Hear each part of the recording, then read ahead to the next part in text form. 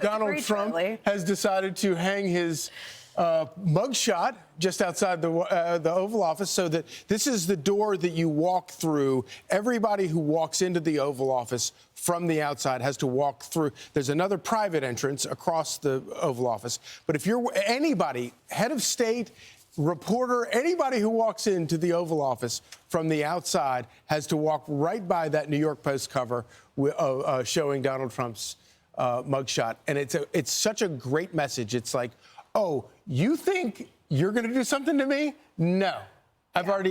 It's all been done to me. Well, it's also a reminder that when he took that mugshot, I mean, this is just, I mean, it's a badass mugshot. Let's just be really honest. Mm-hmm. He's angry in it. I think he channeled the anger of the American people that the government was weaponized in this way against a political candidate. We'd never seen anything like this in the United States, and you see that there. I was in the Oval Office, you guys, the day that Sean was sworn in, and he had said to us that he was getting a bunch of paintings brought up of, like, you know, different presidents. And then the other day, Sean said he got them up. They're all over, like, all the presidents he loves are, like, surrounding him in the Oval Office now. But this one was not there. And amazing, as you said, everybody can see it. And it's not the first time you've seen something that was supposed to humiliate him, he's turned into a triumph. I mean, think about it. I mean, I'm not making this comparison to Jesus, but let's face it, the cross was meant as a humiliation, and the cross was turned into a sign of triumph. I think in the same way, Donald Trump has said, I'm not going to let you humiliate me. I'm going to look in the camera and show my anger, and now I'm going to hang it in the Oval Office when you tried to kick me out. I just want to go on the White House tour where he's like, and over here is when the left swung at me and missed, and now I'm president. But they only fueled his fire. I mean, look at what he's been doing. I mean, every day is Christmas, right? It's like every day, one day, it's like dog years. One day in Trump's administration is like 4 years in another administration.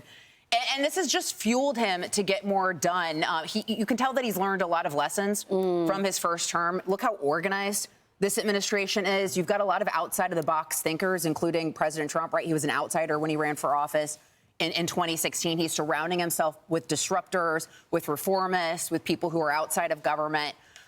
And so that's the angle they're taking. And he's really going to go down as probably one of the most transformational political figures in American history. Look at how he's changed the Republican Party.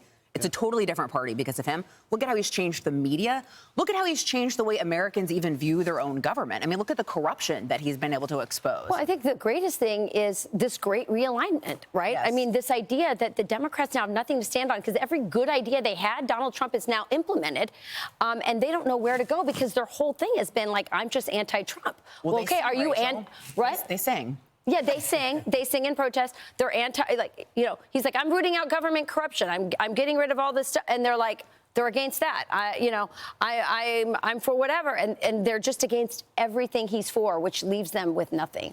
Yeah, and they clearly did not spend the last 4 years sitting on the beach. They were plotting every minute of it. Oh, Donald Trump. Yeah. No, no question Biden about it. was on the beach. So. Yeah, exactly. While Joe Biden was on the beach, Donald Trump was plotting. Absolutely. Exactly.